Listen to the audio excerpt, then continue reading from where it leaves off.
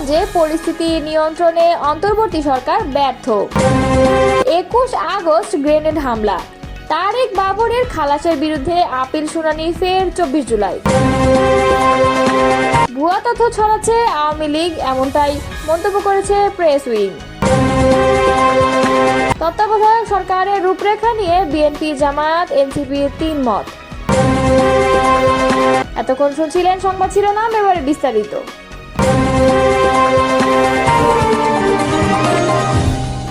গোপালগঞ্জের সংঘর্ষকে কেন্দ্র করে আওয়ামী লীগের একটি সংঘবদ্ধ চক্র সামাজিক যোগাযোগ মাধ্যমে একাধিক পুরনো ও ঘটনার সঙ্গে সম্পর্কহীন ছবি পোস্ট করে মিথ্যা তথ্য ছড়িয়েছে বলে এক বিবৃতিতে উল্লেখ করেছে প্রধান উপদেষ্টার প্রেস উইং।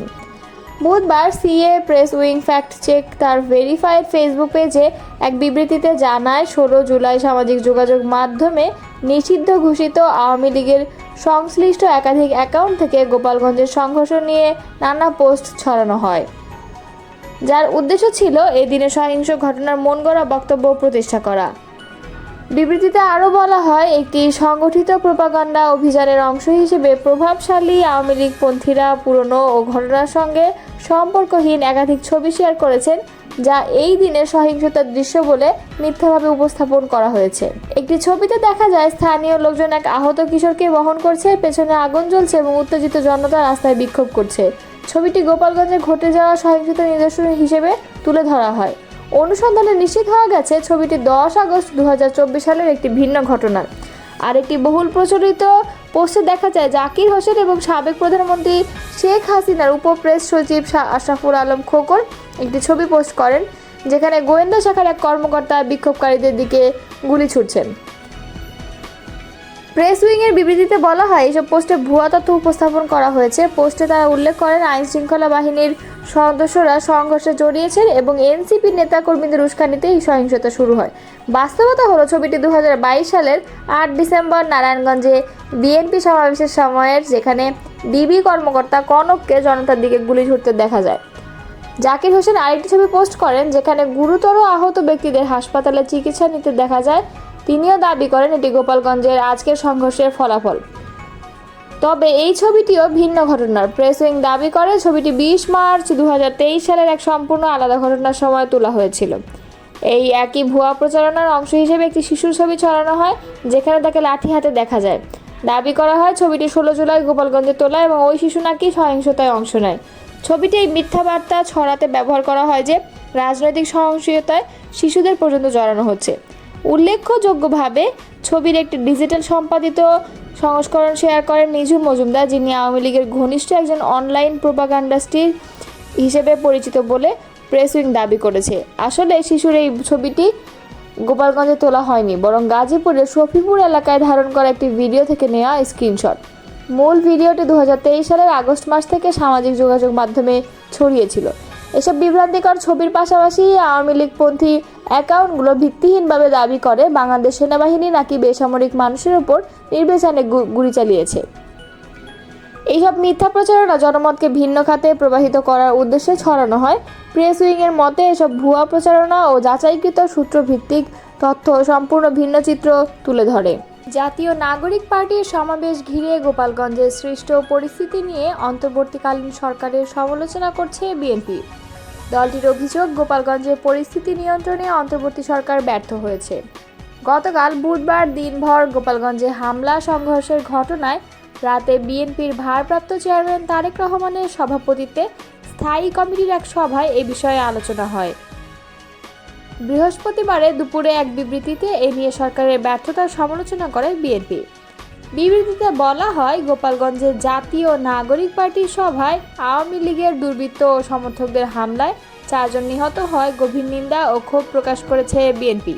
এই ঘটনাকে গণতান্ত্রিক প্রক্রিয়াকে ব্যাহত করার নীলনকশা বলেও মনে করে দলটি। পরিস্থিতি নিয়ন্ত্রণে সরকারের ব্যর্থতার সমালোচনা করে বিবৃতিতে আরও বলা হয়, জাতীয় সংসদ নির্বাচনকে ব্যাহত করার জন্য একটি মহল পরিকল্পিতভাবে দেশের আইন শৃঙ্খলা পরিস্থিতির অবনতি ঘটাচ্ছে। মবক্রেসি, হত্যা, ছিনতাই, ডাকাতি, চাঁদাবাজি ইত্যাদি অপরাধমূলক কর্মকাণ্ড বাড়ছে। এই ব্যাপারে সরকারের সংশ্লিষ্ট বিভাগগুলোর অযোগ্যতা এবং নির্লিপ্ততা পরিস্থিতিকে আরও অবনতির দিকে নিয়ে যাচ্ছে বলে অভিযোগ করেছে বিএনপি। একই সঙ্গে অবিলম্বে অপরাধীদের গ্রেফতার করে আইনের আওতায় আনার জন্য সরকারের প্রতি আহ্বান জানিয়েছে দলটি। নির্বাচনকালীন তত্ত্বাবধায়ক সরকার ব্যবস্থা পুনর্বহালের বিষয়ে রাজনৈতিক দলগুলো একমত, কিন্তু এই সরকারের রূপরেখা কেমন হবে তা নিয়ে দলগুলোর মধ্যে মতভিন্নতা রয়েছে। বিশেষ করে এই সরকারের প্রধান উপদেষ্টা নিয়োগের প্রক্রিয়া নিয়ে বিএনপি, জামায়াতে ইসলাম ও জাতীয় নাগরিক পার্টি জাতীয় ঐক্যমত্য কমিশনের কাছে আলাদা আলাদা প্রস্তাব দিয়েছে। সংবিধান সংস্কার কমিশন জাতীয় সাংবিধানিক কাউন্সিলের মাধ্যমে তত্ত্বাবধায়ক সরকারের প্রধান উপদেষ্টা নিয়োগের প্রস্তাব করেছিল। তবে ঐক্যমত্য কমিশনের সঙ্গে রাজনৈতিক দলগুলোর আলোচনার পরিপ্রেক্ষিতে এনসিপির প্রস্তাব বাদ দেওয়া হয়। এর ফলে সংস্কার কমিশনের দেওয়া তত্ত্বাবধায়ক সরকার ব্যবস্থার রূপরেখার সুপারিশও বাদ হয়ে যায়। গত বৃহস্পতিবার ঐক্যমত্য কমিশন তত্ত্বাবধায়ক সরকারের রূপরেখা নিয়ে একটি নতুন প্রস্তাব হাজির করে, তবে তাতে ঐক্যমত্য হয়নি। এর মধ্যে গত রোববার বিএনপি ঐক্যমত্য কমিশনের আলোচনায় একটি প্রস্তাব উত্থাপন করে। পরদিন সোমবার কমিশনের কাছে আলাদা প্রস্তাব জমা দেয় জামায়াত, আর এনসিপি প্রস্তাব দিয়েছিল গত মে মাসে। আগামী সপ্তাহে রাজনৈতিক দলগুলোর সঙ্গে ঐক্যমত্য কমিশনের বৈঠকে এসব প্রস্তাব দিয়ে আলোচনা করে হতে পারে। বিএনপির প্রস্তাবগুলোর মধ্যে ছিল রাষ্ট্রপতি যত দ্রুত সম্ভব সংসদের প্রতিনিধিত্বশীল দলগুলোর সঙ্গে আলোচনা করে প্রধান উপদেষ্টা হওয়া যোগ্য ব্যক্তিদের মধ্যে একজনকে নিয়োগ দেবেন। এভাবে দেওয়া সম্ভব না হলে প্রধানমন্ত্রী, বিরোধী দলীয় নেতা, নিম্নকক্ষের স্পিকার ও ডেপুটি স্পিকারের সমন্বয়ে কমিটি গঠন করা হবে। কমিটির সভাপতি হবেন রাষ্ট্রপতি, তবে তার ভোটাধিকার থাকবে না। এভাবেও সম্ভব না হলে সংসদীয় ওই কমিটিতে সংসদের প্রতিনিধিত্বকারী তৃতীয় সর্বোচ্চ দলের একজন প্রতিনিধি নেওয়া হবে। এক্ষেত্রে রাষ্ট্রপতির ভোটাধিকার থাকবে।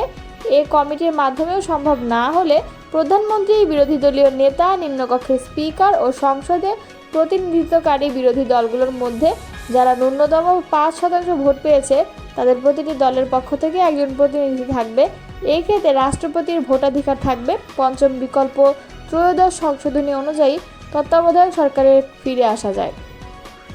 এক্ষেত্রে রাষ্ট্রপতিকে না রাখার বিষয়ে সব দলীয় মধ্যে একমত হয়েছে, তবে সর্বশেষ পন্থা হিসেবে রাষ্ট্রপতিকে রাখা যায় কিনা বিবেচনা করা যেতে পারে। জামায়াত ইসলামের একাধিক রূপরেখা প্রস্তাব করেছে, যারা বলেছে তত্ত্বাবধায়ক সরকার 120 দিনের মধ্যে জাতীয় সংসদ ও স্থানীয় সরকার নির্বাচন সম্পন্ন করবে। কোনো কারণে তা সম্ভব না হলে মেয়াদ আরও 60 দিন বাড়বে। জাতীয় সংসদের মেয়াদ শেষ হওয়ার 15 থেকে 30 দিন আগে এবং মেয়াদের অবসান ব্যতীত অন্য কোনো কারণে সংসদ ভেঙে গেলে ভাঙার সর্বোচ্চ 24 থেকে 48 ঘন্টার মধ্যে নির্দলীয় তত্ত্বাবধায়ক সরকার গঠনের বিষয়টি চূড়ান্ত করতে হবে।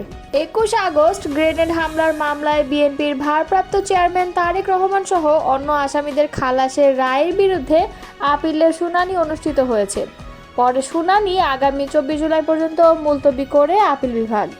বৃহস্পতিবার প্রধান বিচারপতি ডক্টর সৈয়দ রেফাত আহমেদের নেতৃত্বে 7 বিচারপতির আপিল বেঞ্চ এই আদেশ দেন।